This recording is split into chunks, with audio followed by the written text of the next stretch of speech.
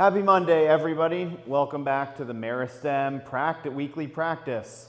As a reminder, the intro video you can find in the description below. It describes a little bit more what we're talking about and gives a little bit more greater context. But here's the practice for the week. If you remember, we have a concept, a practice, a value. We've been working for the last 4 weeks on the concept of movement. And the broader definition that we've been working with is anytime my posture shifts one way or another, movement has occurred. Anytime an emotion changes, happy to sad, movement has occurred. Anytime I have a new thought or a new idea or shift from one perspective to another, movement has occurred. And so over the last couple of weeks, we've kind of explored movement from an internal to external perspective, from a what is the substance of movement. And this week, we're getting into what gets movement started. Explore what part of yourself is the initiator of movement. So this is a really interesting question because it kind of gets to the deeper, kind of fundamentals of what started the universe, for lack of a better analogy.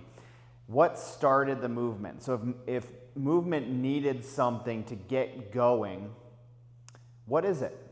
Is it a part of yourself? Is it, something that you do, an initial creation of something that then leads other things to start shifting and changing? And so this is the concept and question that we're going to explore this week. The practice, the focus, is creative thinking. So how can you apply the movement work from the month in a creative way? So we've worked with inner and outer, we've worked with what is the substance, we're now working with and exploring, what initiates movement. So getting creative, and from the last couple weeks of what you've been exploring, what can you now do differently from a movement standpoint, or take the research that you've done over the last couple weeks and apply how you move differently to a situation that maybe provided feedback in a way that was, less than advantageous from the previous weeks. The value is I learned from my environment and the natural world. What is the environment showing you from a movement lens?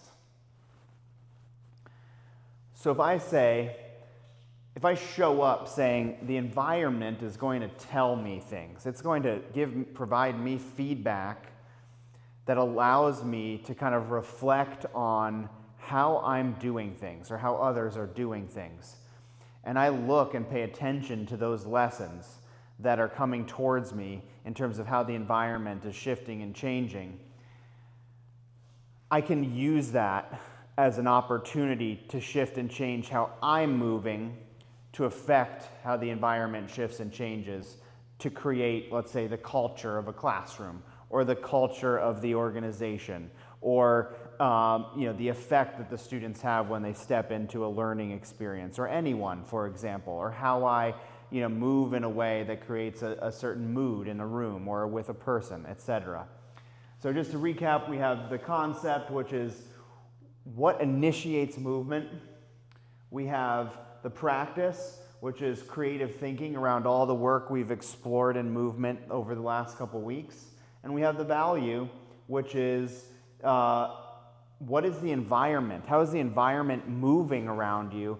And what does that mean? And what feedback can you take away for how you're moving?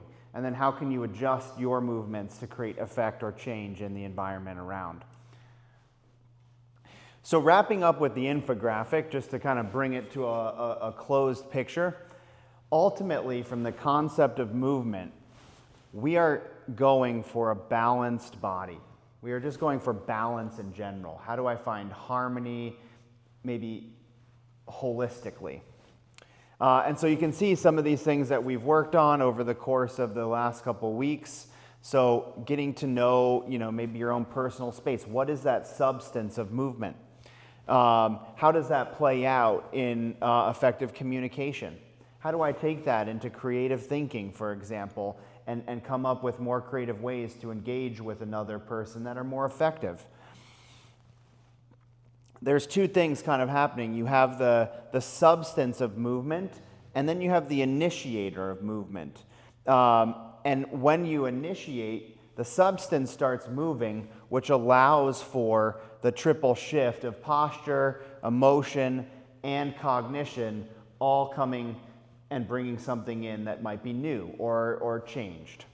And so we're going to apply creative thinking this week to look at adjusting body posture, creative thinking, and emotions, looking at the natural world and how that can affect me and how I can learn archetypally from the natural world or the environment in general. And these are just some examples of the natural world. How does the river move? What could I learn from the river? What is the mountain? What's the mountain's presence, for example? Could I imagine having a presence like a mountain, even if it's just for a moment? And then observing how the environment is shifting and changing around you. So is it moving towards you? Is it moving away from you? Is it staying stagnant? What types of movements are happening in the environment? And as kind of a hint, oftentimes I think of the initiator of movement as being your intention. So where you put your intention will be where things start moving. If my intention is towards myself, things might start moving towards myself. If my intention is outside of myself, then I will be moving towards the thing that's outside of myself. Now the trick is to align in a balanced way my attention with my intention to ultimately have my alignment between where my focus is and where my intention is, so that those two things come together and I have an aligned movement or an aligned communication or an aligned thought. And so this is what we're working on this week.